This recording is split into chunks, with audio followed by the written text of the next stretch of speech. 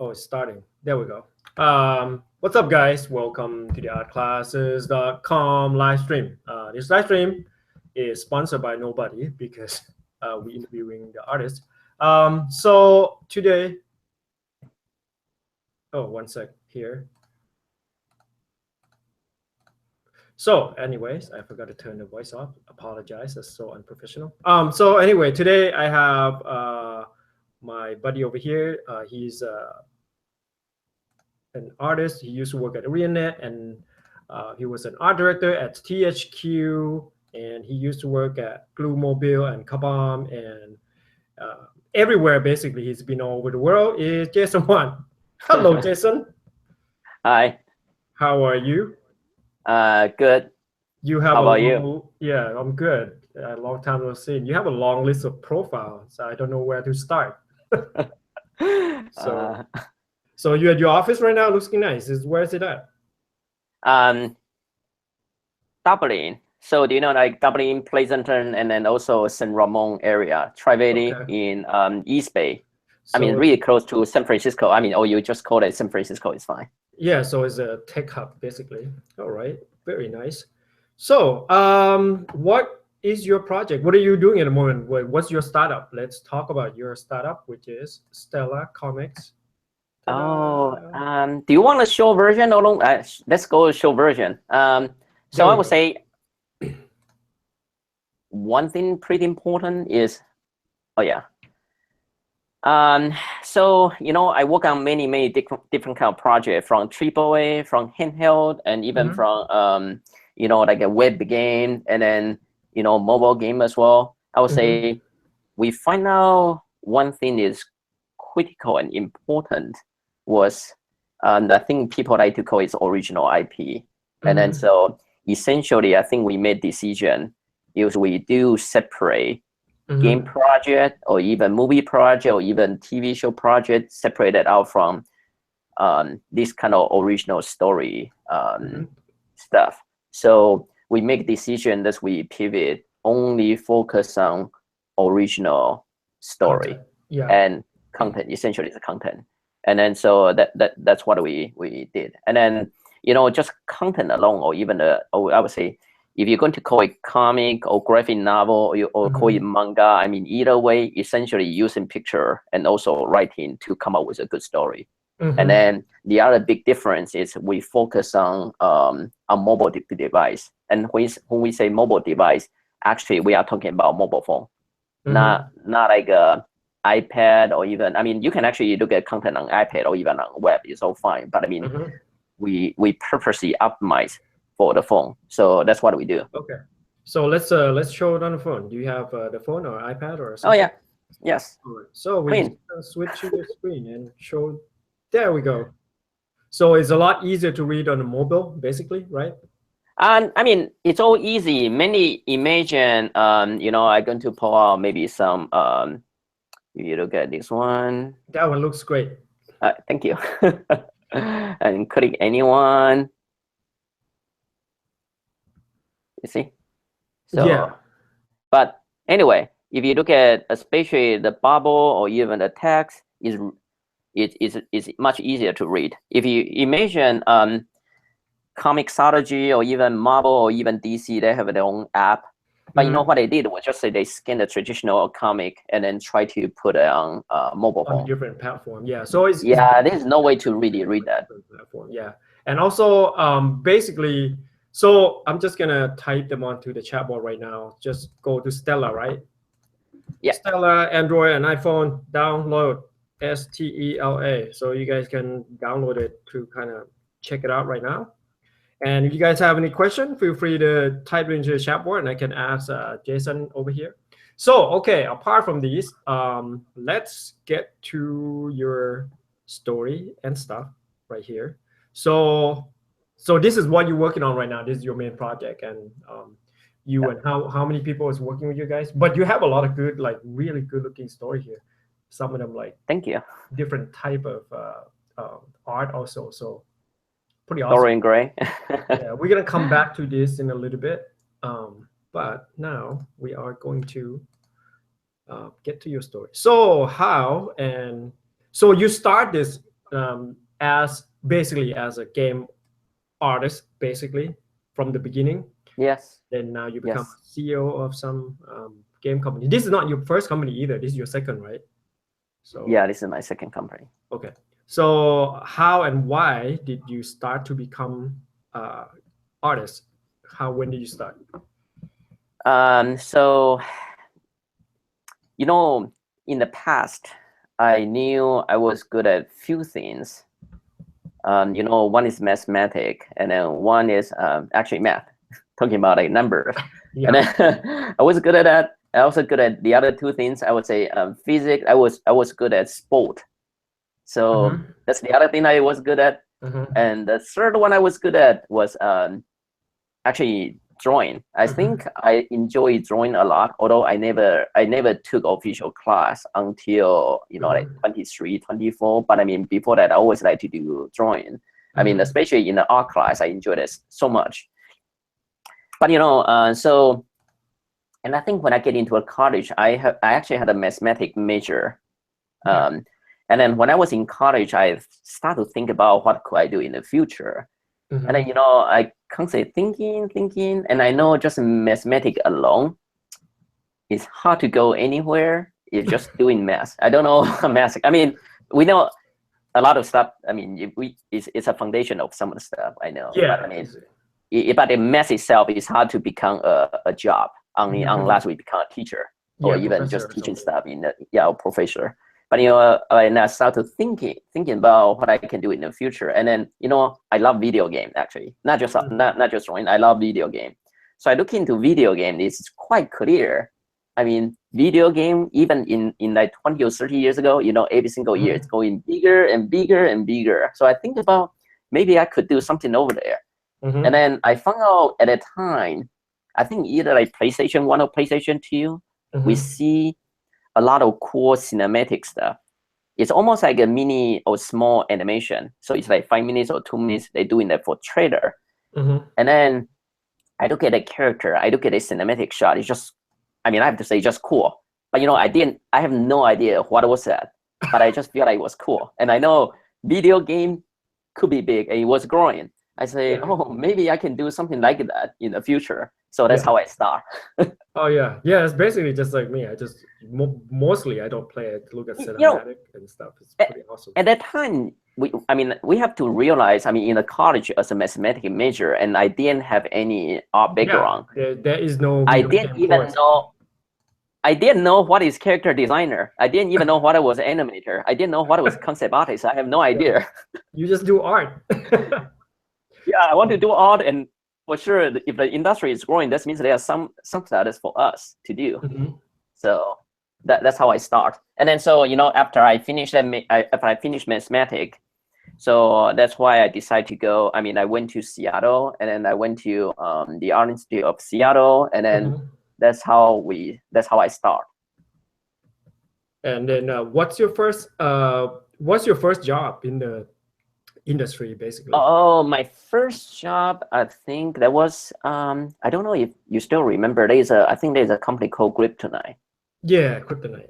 I think. Yes, that was my first job. I mean, they treat me pretty well, and I love them. Actually, I love the project over there. I would say my first job and how did I start was after I graduated. I actually submit almost like 20 resume, like to anywhere. You know, again, I have no idea what I was doing. I just find out the HR and then try to send email to them, and then nothing came back. Yeah, back then, you know, just not many either. Yeah, actually not that many. And I also realized I did it wrong because, you know, if you send just a resume to the HR, you know, a lot of the time they didn't even know that until like 1 year later. And then so, I mean, that actually happened. Actually happened to one of the email I sent out, I think right after I graduated. And then one company replied after a year. And then so, you know, because nothing came back, and then I decided to actually doing more research. I realized, oh, you better to know someone. And then so I think I was able to find people actually working in that company as either the artist or art director. I think I was able to send out like 5 email to an actual person in the company. I got them. I mean, all of them, they actually wrote it back. So I mean, I think that's one key difference was actually it's good to send to the right people. Otherwise, it's really hard to get stuff back. And then, I sent out that file, and then the cool part was that they all replied to me, and then 2 of them, they actually gave me offer almost immediately. And then so that was how I landed my first job. And then I think one of it, I think even one of the company, they replied in one interview after I accept one of the offer. So I would say that was a quite happy result after, that was kind of like people know your work and they see some of your work and get familiar with your work and get to kind of, Yes, I think the most important part, you need to get the right people to look at your stuff. And then so that's how I landed my first job. And then and then there was Grip9, and we were making, I think my first job, I think I was for the first project there was actually Narnia. It's a handheld game, and then so Narnia was owned by Disney, and then I think we only had 3 artists, and I think 1 or 2, we only had 3 artists working on that project. And I think one of them are actually animator. So I end up making probably the majority of the environment, and also level, spatial effects, and also character modeling. And it was their first 3D project as well for that company, because they used to do pixel art, and also again, handheld was actually its own 2D 2D game, not 3D game. So that was their first 3D project. So again, that was pretty cool. I actually get opportunity to do a lot of stuff that I actually have never done that before. There was also the other interesting project, because I was asking them about, what do you guys want me to do? And they started talking about, we want to do this and that. And then I told them the truth was, I had no idea how to do that at all. But so was it what is it still? It's not a real 3D, right? So it's still pixel. It's a hybrid. So the environment is 2D with Z depths, because you still need to identify which pixel is in front of the character, which pixel is behind the character. So you kind of need to do that. So it's a 2D picture with Z depths, and then all the character, spatial effects, everything else on top are actual 3D model. So those were my first project, and for sure we also did some of the concept, because movie project and game project, they are actually separate property. It's actually very, very different. So we cannot use the asset actually directly from movie. We actually need to come up with our own.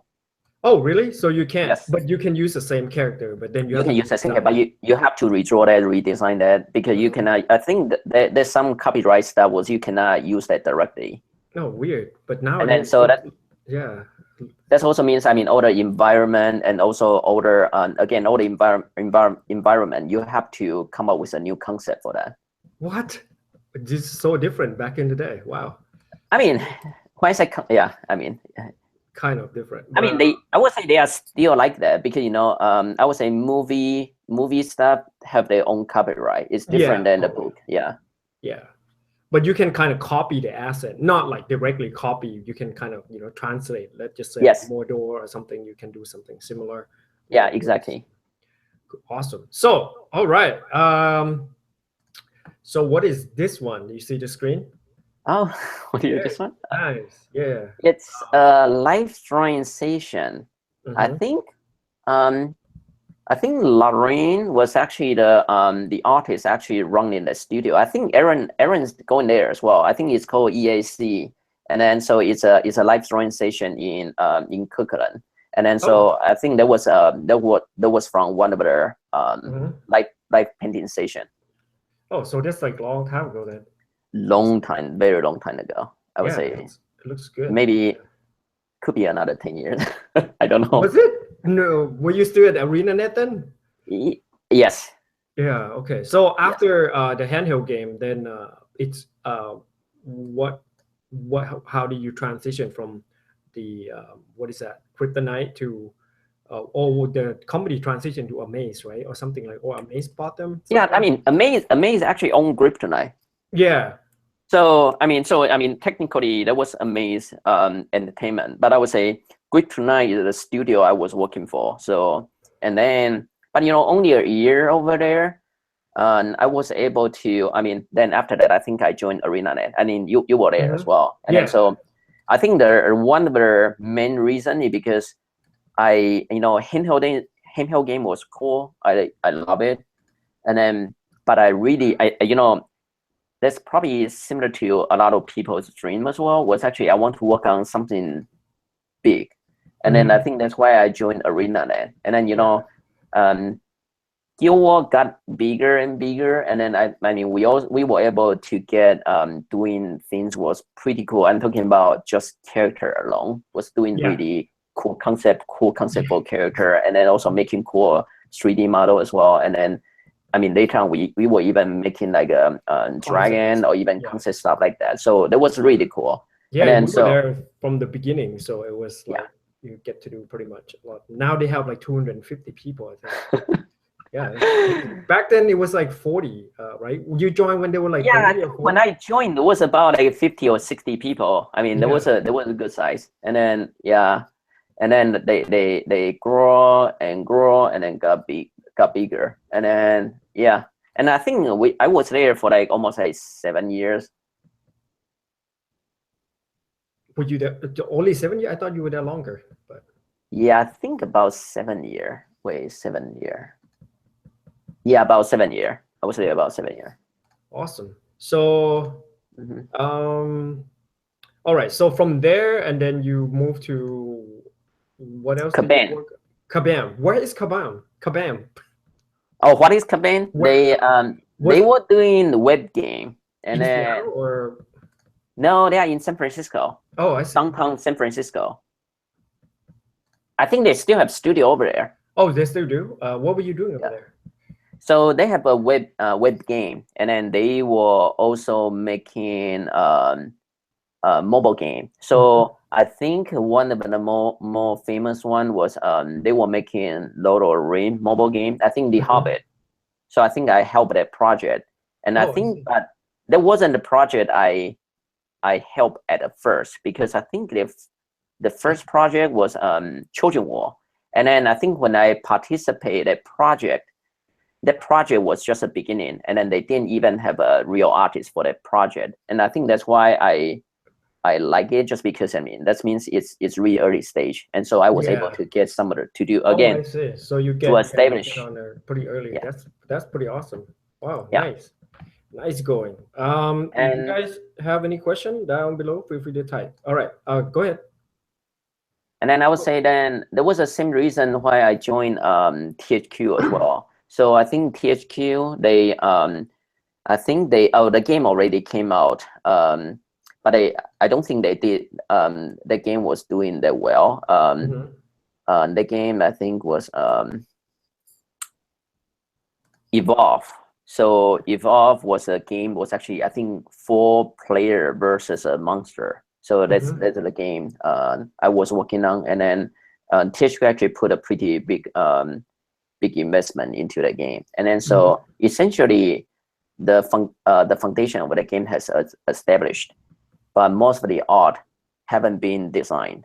And then so THQ, I think they want to build a whole game. I would say the gameplay was there, and then but the art wasn't there. It's really similar to the early stage of Guild War.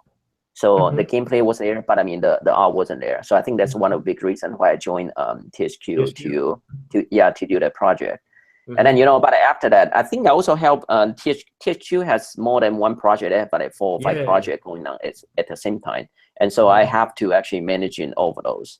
Sounds actually like 4 to 5. It was fun. It was fun. Yeah. Awesome. And then it's usually like a couple hundred people get involved. And then, but THQ they didn't do well financially, so they went bankrupt. All the project actually they got all the project keep going, and then it just go to different. I mean, it become an asset to different kind of company. So they were able to get it going, but the THQ themselves dissolved. And then so after that, I kind of went back to mobile game.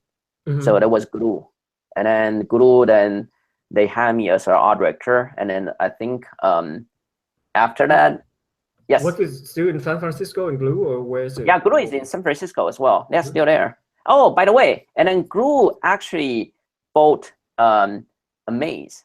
Also did they? Kryptonite. Yeah, they did. So so they I think their current office is actually Kryptonite and also Amaze. Yeah, I heard they moved into the ArenaNet old building. I heard. Are they still there? Yeah, I'm not sure. That was like a few years ago. I ran into some friend who works there, so they were like, Yeah. we ran to your old building. Yeah, I mean, it was interesting, but I mean that's like a different story to talk about. I would say Kryptonite, they make a really good game, but I would say mobile game require different kind of strategy because they doing monetization, all those kind of stuff. So it's not, you cannot just have a fun game. You also need to have really deep monetization building. Yeah. Anyway. All right, these are nice. Thank you. So the question from Blue, hello Shalin, hello Caleb, and everyone. Blue Mask Gamer asks, how long does it usually take to finish a drawing?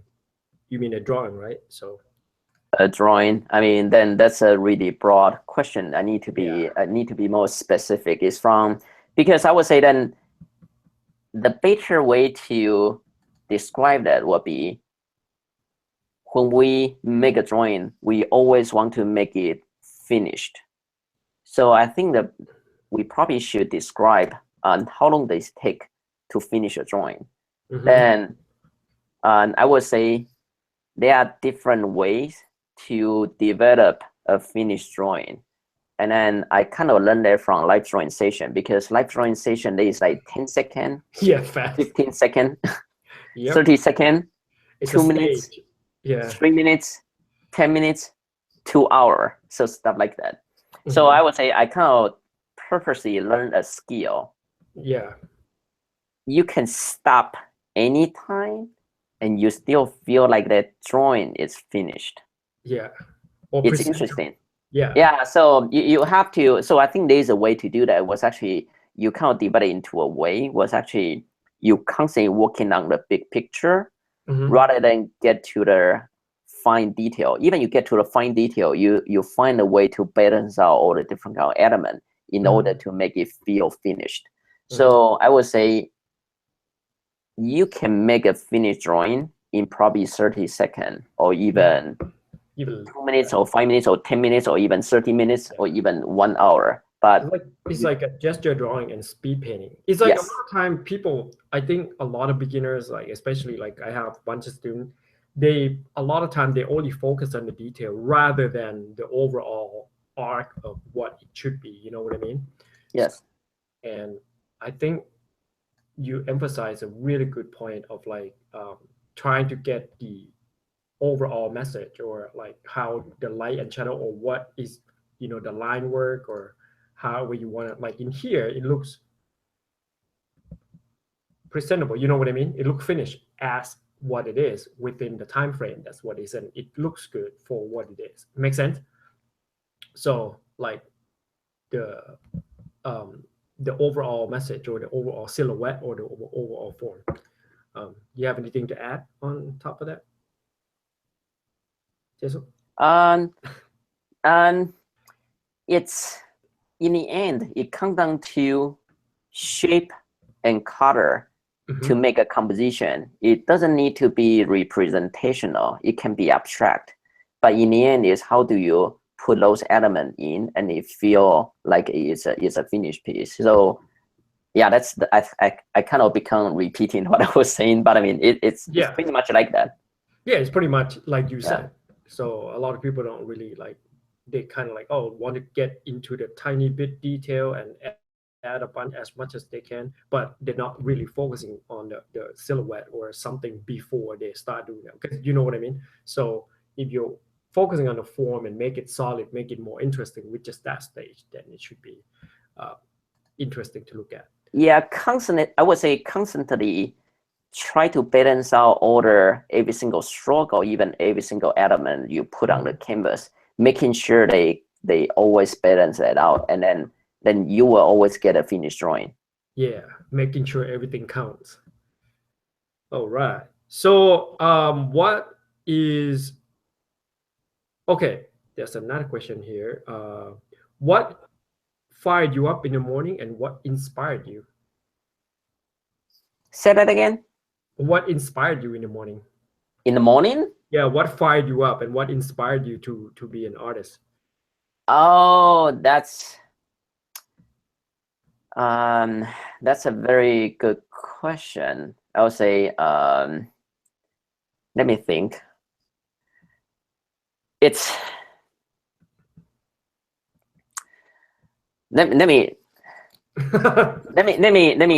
do it because it's a very big question. I would say, Yeah, but I try to keep it short. A lot of time I would say I really don't know what was that, and I don't know what is going to show up. But when it show up, I would say then it's a very clear answer. I know it, and then I will get inspired. Mhm. It's I mean I don't know if that makes sense, but I mean that's usually like that. It's I mean again was actually about inspiration. I would say it's their place. I think they present either the project or even a subject or even a piece that's tend to inspire me more. It's happened to be usually couple place. I would say modern art museum is interesting. They Mhm. usually get tons of idea there and present that well. And the Mhm. other one I would say is the Natural History Museum.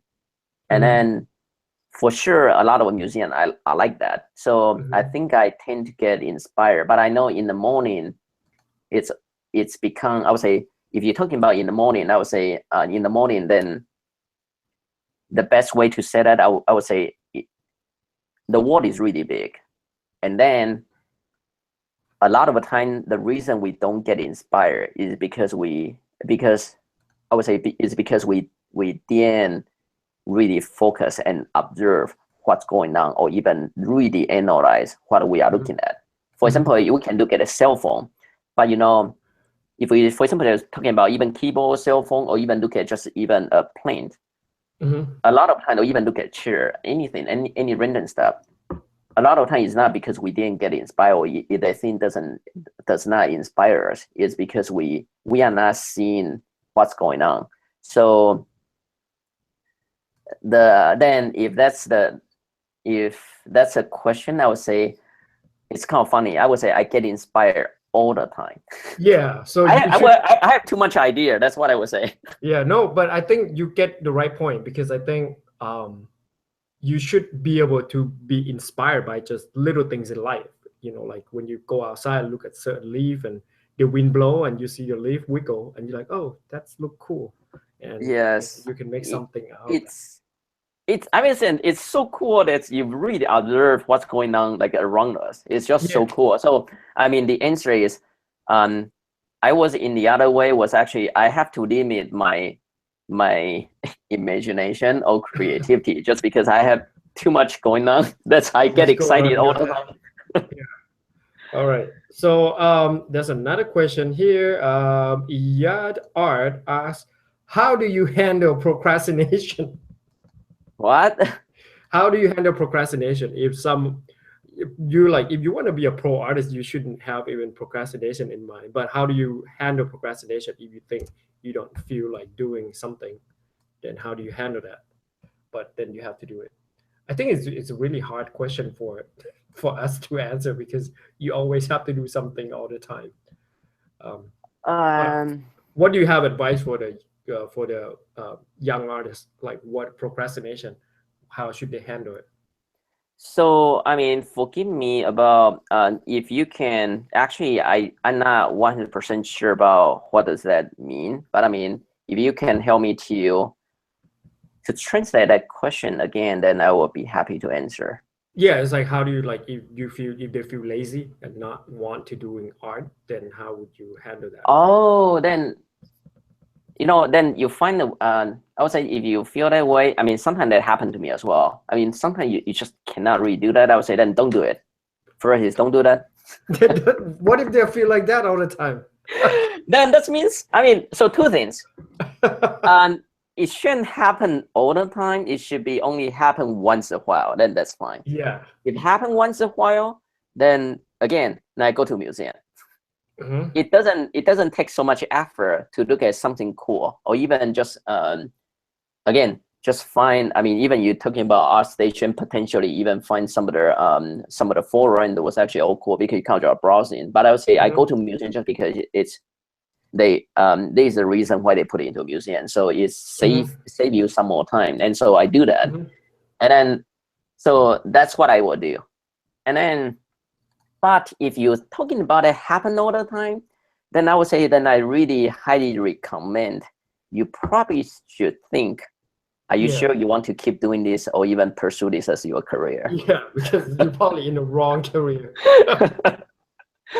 Because if you really like doing it, then it should only happen maybe once a year or twice a year. Or Yeah, it shouldn't shouldn't. happen that. Yeah, it shouldn't happen that often. Yeah, no. So another question: what do you think are the biggest mistake that the upcoming or the upcoming artists, I mean the new artists do? You mean in what way, Blue? Like, do you mean like portfolio or something? I think I'm just gonna kind of reiterate it. Like, I probably just going to answer based on what I guess was if you're talking about mistake, I would say people or anyone, even the people are in the professional field, no one should afraid of making mistake. Mistake is actually fine. Big one, small one is all fine. The scary thing is we don't even know we are making mistake, or we are making mistake, but we don't recognize that, and then we don't, or we refuse to correct that. So I would say that's the most scary part. So I would say that's my answer. Yeah. So you have to kind of know what okay. So always correcting or always try to improve yourself and get to know what mistake you're making and stuff. I mean, Xia, you already mentioned try, right? If you try, that means you don't know if the result going to be good or not. That means there could be a mistake. But I mean, mistake is fine. I mean, the most important part is we need to know how do we approach that rather than worry about making mistake. Okay, so Caleb Parker asks, what game do you work in THQ? Oh, actually, I need to, probably should check out LinkedIn. I know Evolve, and then there's one funny one, South Park. THQ. Go there. Ta-da. Oh wait, actually, they have a. Why is it so slow? I don't understand. There we go. Oh, maybe because we go live. Oh yeah. Let's see, games. Is it mobile mostly or all? No, it's all console, most of it. Okay. Oh yeah, I work on Darksider. Yeah, Darksider 2 actually, 2, and then I think. So you work with Joe Matt again? Not, I mean, I actually helping him. So what happened will be was Joe Matt actually provide tons of concept, and then I was helping to actually to turn those concept into the actual game asset. Okay, I see. Yeah. So it's actually mainly maintain some of their, especially train the new team to follow in the art style they made, and then especially for Darksider because the style is really I would say really comic. So you have to kind of follow in certain guideline in order to achieve that look. So I help them to do that. I think there is also quite a few games. I think they also had a South Park. They sold it to Ubisoft. Ubisoft, yeah. Yeah, they sold it to Ubisoft, and then I think I also work on 2 other games they had. UFC. Oh yeah, UFC, and then there's also a WWE as well. Also, actually, those 2 games they use in the same engine. I mean, what we try to achieve is like extremely realistic character. So I think we did that. And then Red Faction. I didn't work on that. Okay. So how long were you there for? Like 10 months. Oh, that's okay, quite a while. Yeah. 10 months? Oh, awesome. Yeah, 10 months. Awesome. All right. And then you have kid and family. Was that your property also? Kid and family. All right. So, okay. So after this question, we are going to go to your comic stuff. So the last question from me. Oh, okay. Another question before I ask you. Oh, well, it's kind of related. So what do you think are the biggest mistake that the upcoming artists do in their portfolio? Oh, in the portfolio? Yeah. Mistake? Yeah. Oh, again, we shouldn't say mistake because everyone make mistake. Yeah. And what we should say is what people should focus on. Yeah. I would say the important part is, now it become a really, really big question. Again, this is all big, but you kind of need to know in order to present proper portfolio. You know, first is I would say that's kind of come down to what do you want to achieve, and then for example, what do you even mean was artist, or what is art, stuff like that, or even what is commercial art as well. I would say video game or even doing graphic design, that's all commercial art. So we have to be clear about what do we want to hit. If you know what you want to hit, then I would say then it's much easier to make your portfolio. So that's something. Then we can actually dive deeper. Then I would say then every single job require different type of portfolio. And then I see some other, I would say now, mistake people are making is they actually have tons of cool original drawing, picture, and painting, or even model. That's all fine, concept as well. And it's all cool, but I mean, you have to present that well. So to the right job, to the right company. So then that means you need to develop a good vision. I mean, vision is in a way was actually you know yourself, and also knowing the company, and knowing what you try to present. For example, if you're talking about concept, then you don't want to show a whole bunch of like a 3D model to a concept position. And then if you want to show, for example, like if somebody try to hire illustrator, then you don't want to show a whole bunch of concept because it doesn't feel finished. And if you want to you want to actually pursue as a concept artist, then you don't want to show a whole bunch of just cool looking illustration, because they care about the idea, they care about the background, they care about the world building. So that's why you really need to know what's going on in order to make a right portfolio. Yeah, that's a short version, but every single one we can dive really deep. So what you guys usually specific, like when you are art directing over there, what are you specifically looking for? Oh, even art directing, it's a huge, I would say there are different type of art directing. So I would say no, like if you're gonna look for like the new artists, what do you usually look for? Say if you want to do like the startup artists, usually they'll come in what position, right? Junior artist or something? It's actually, I would say it's come down to, I would say, the main criteria that I was looking for. There is no difference between you, me, or even junior artists. There is one single stuff people must have in order to do this. Is you have to love what you do. Otherwise, you should not even pursue this as a career or even doing this, because it's different. We are not doing this again. We do this to for sure make money, but there are different ways to make money. But for example, accounting is a way to make money. Being a banker is a way to make money. But there's a reason why we choose this path, choosing this as a career, because we love doing what we do. So you have to love what you do. Otherwise, don't do it. So I would say that's applied to everyone. And what would be the 3 best advice that you can give for people who want to get into the video game? Like, what 3 main things as an artist? You know, besides we knowing you need to love what you do, I'll say, let me think about it.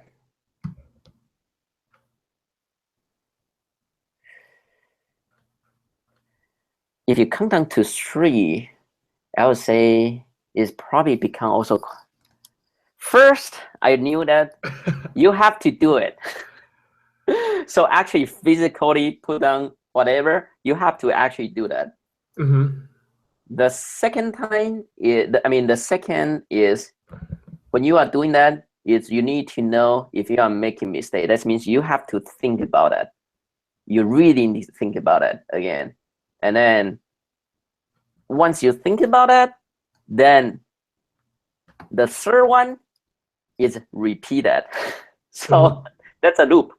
You constantly doing these 3 things, you will get really good. So do that, think about it, and repeat it. Don't stop. Don't stop. Don't stop Always it. do it. All right. So now we're gonna come and talk to your startup here, Stella Comics. So okay, let's see here. So it's available on both Androids and iOS, right? Yeah, but I would say we actually mainly focus on currently we actually mainly focus on iOS because it's a way was actually we are hoping people doing subscription because it's all you can eat. And then so that's what we are pushing for now. But we do provide Android and also web, and I would say web is still under development. Actually both iOS and then Android and web is all under development. So but I would say we going to keep going that, and then hopefully we can make all the feature more complete on 3 of the again, Android, iOS, and also web one. So eventually I think people should be able to subscribe from the web version. Oh, this one looks pretty cool. Have you read all of them, or do you read all of them, or do you? I can't. I used to actually was able to catch up majority. I would say I still once I have time, still try to catch up the majority. But I would say, it's kind of crazy. If you look at the content, you might feel like, again, if compared to Marvel, DC, or compared to some other big guy or even Dark Horse, we don't have that many content. Actually, we compared to them, we probably only have 1/10 of their stuff or even less. But this is quite a lot already. If you put all the content together, we actually measure, for example, like use phone as a size that you measure that. We have like a 2.5 mile of the content if you constantly scroll. That's a lot. Yeah, 2.5 mile. That's how much content we have right now. Awesome. So so you have all the theme, like science fiction, superhero. Yeah. What mystery, kid friendly, manga. And even literature stuff as well, because you see Beatrix Potter. So that's more like literature stuff that we did. See all the cute if you scroll down, click any of like those kind of bright, cute, or even frog. Tone color. So kid stuff. Yeah, so it's actually not. You shouldn't say that kids, because it actually is a classic literature stuff. Yeah, literature. Okay. Yeah. So we have that as well. That's pretty cool. And is you guys opening for submission also, or? Yeah, what is the process nowadays? So I think we have, if you go to, I think we have I think we just simply call it cc@stila.com. I think you can actually submit stuff to there. I need to double check with that.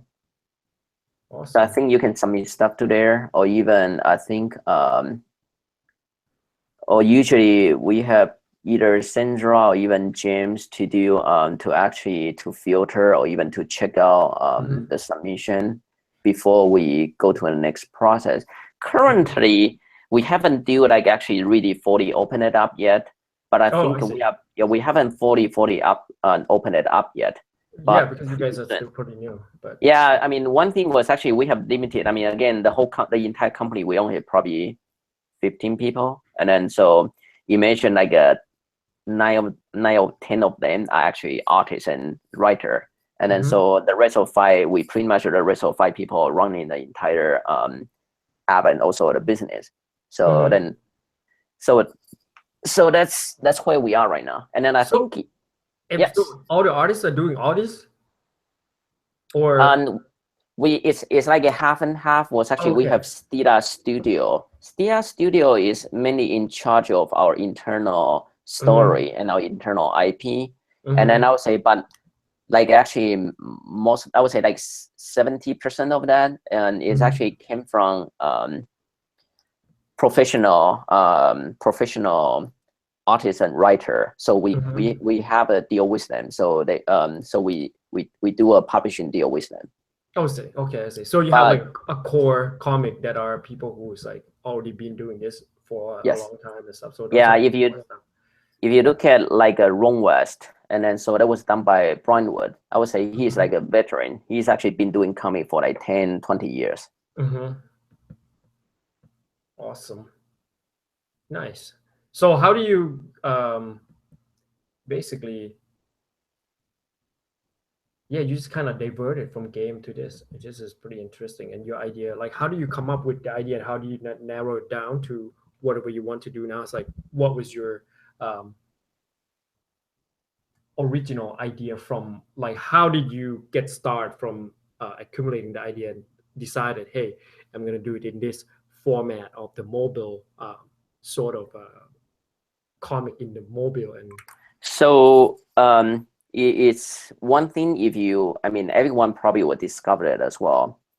Imagine almost everyone, when they can afford, I would say actually everyone are like that, because now mobile phone only probably $50 if you want to buy a new one. I mean, it's pretty decent even you spend $50.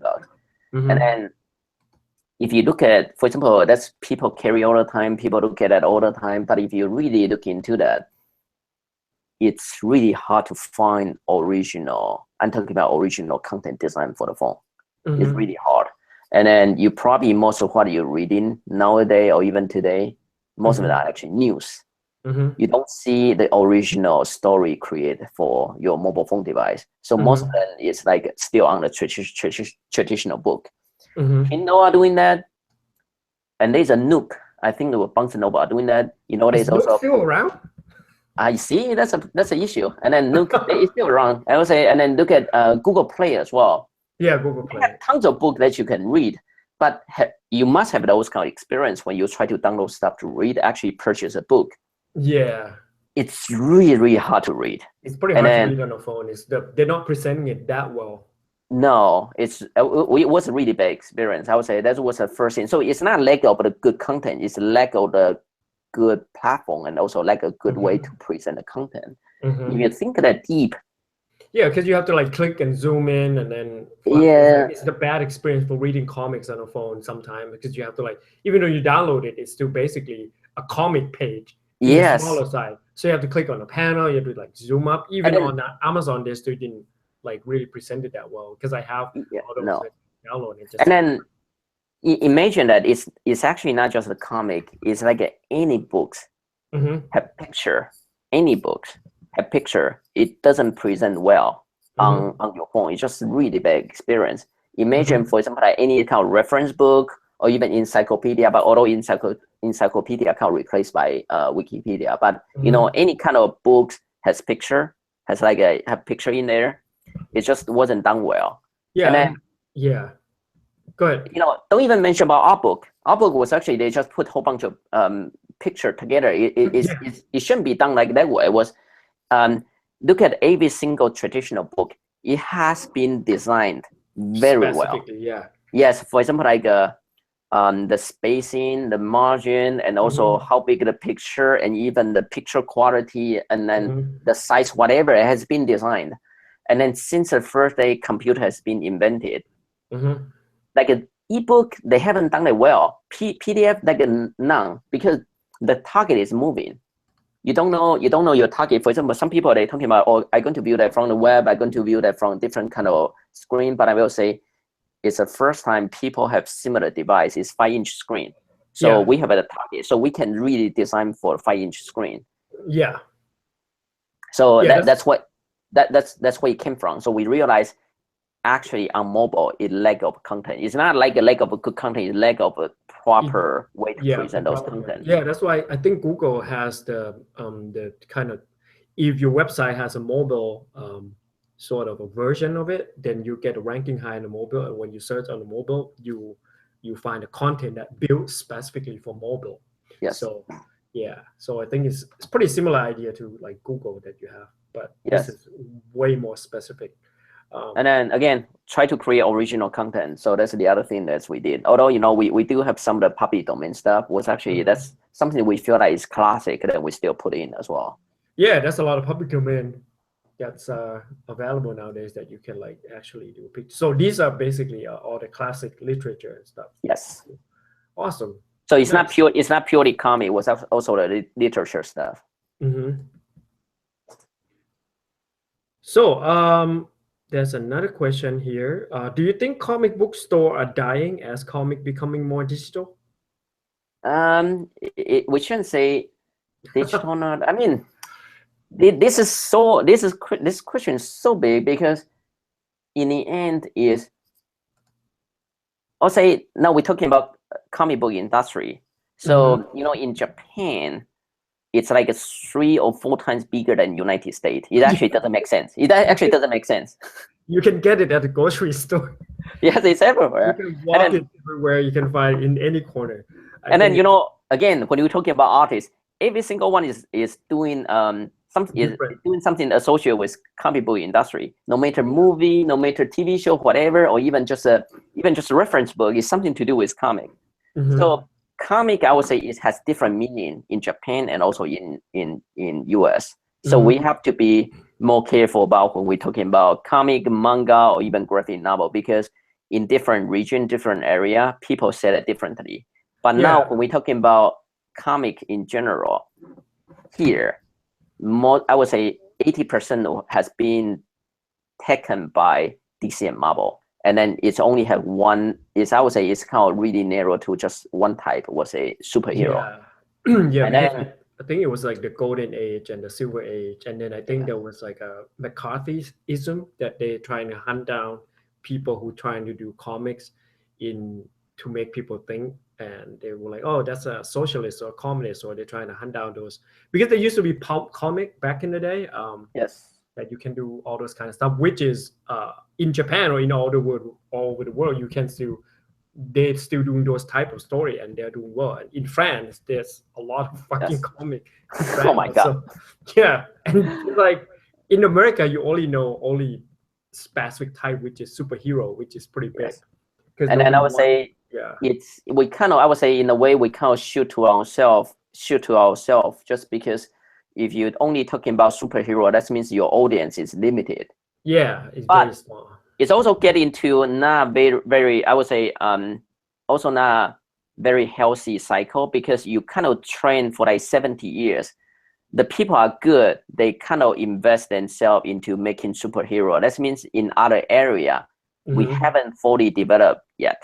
And then so that means in the end, it kind of become narrower, more narrow and more narrow. But I would say it's a pretty big question about I mean the comic book industry shouldn't be that small. Was actually now, but it shouldn't be that small. So I would say the reason just because people haven't fully explored the other area yet.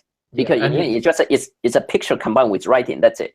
Yeah, and it's also stereotyping in the US too. That's why manga is doing pretty well in US, because they got different type of stories. So because I mean they have, for example, it's not limited to even the kids or children or even young adult. Was actually it's a variety. It's everything. Basically, yeah, manga. And there's like sometimes there's like basic, simple, funny stuff without words, and sometimes they have like a story with bloody and super deep, And you know, And without again, those, it doesn't mean like not many. I mean, it doesn't mean people are not doing that here. It's simply not big enough to not support. big enough. Yeah, it's simply not big enough to support people doing different kind of stuff. Oh, I think, yeah, talking about those is like, Yes. I think on the web you still find those independent. It become more like an independent task. It's kind of harder to do, Yes. rather than like in Japan or in some other places. You can just submit your comic to Jump, and if it's good or not, then they will do the published trial, because those comics come out weekly. And you like, if it sucks, nobody's gonna read it. They're gonna be like, sorry, sucks. We don't want to do it, and then they pick up a new one. And whatever thread they keep going, then the true comparison, I would say it's a real industry in Japan. I would say in US, it's the truth was it's shrinking. That's real, for real. It's shrinking. But I would say it's also probably in the other way. It's probably also coming back in the end, because imagine all the movie, even all the big game was at the AAA. You don't invest into something like going to cost 100 million, and you can't just saying, oh, let's try out this idea. No, you don't do that. When you're going to spend 100 million, you better to have a very solid foundation. Yeah, and I think it's kind of changing too. Like the comic industry here has become a little more fancy nowadays. They have like Marvel movie and DC and all that. All right. So how would anybody be able to get this? We're just gonna wrap it up here a little bit. Oh, how do we download your you know, one is actually you can browse that from, but you know, for the web version, currently you cannot subscribe yet. You have to either you have to have the iPhone or even iPad, and then you can download. You can actually search Stila Unlimited. Yeah, Stila Unlimited. Then you can find our app and download from there, and you can subscribe from there. And then it costs you like $9.99 and then a month. But I mean, the cool part, you can read anything for free, similar to all other service. And then or the other way was actually if you have an Android device, we actually run it differently. So Android, you can actually buy token and use token to buy individual serial, individual chapter. Yeah, so that's actually it's different. One is actually you can order and buy stuff and then actually always have access to a specific serial chapter. And then the iOS is like a subscription. That's all you can eat. Oh, awesome. Yeah. Cool. And I saw Cthulhu over here. This would be something. Yeah, Cthulhu. It would be something Doug would love to do. Cthulhu. Doug and his Cthulhu stuff. Oh, nice. Yeah, that one is a good one. Cool. Anything to add? Or I'm just gonna look for a question. I think that was the last question. All right. Anything to add, Jason? Yeah, I mean, almost I would say it's kind of going back to, again, you really have to love what you do. And then also always go back to about finding out what is art, what is an artist. And then if you really find out what's going on, I would say then you won't get confused. And then again, just do that, think about it, and repeat that, and you will get really good. Yeah, it's repetition, and also trying to find a way to get better. Yeah, and then find our own mistake, and then try to correct that.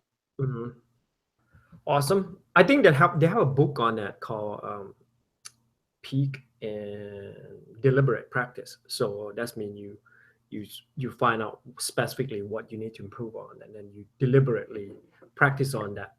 But you know, that's also kind of going back to, in order to address a mistake or even a problem, we have to understand deeply in order to do that. If we don't understand, then we cannot find a mistake as well, and then we will kind of just repeat a mistake rather than repeating to doing the core and right stuff.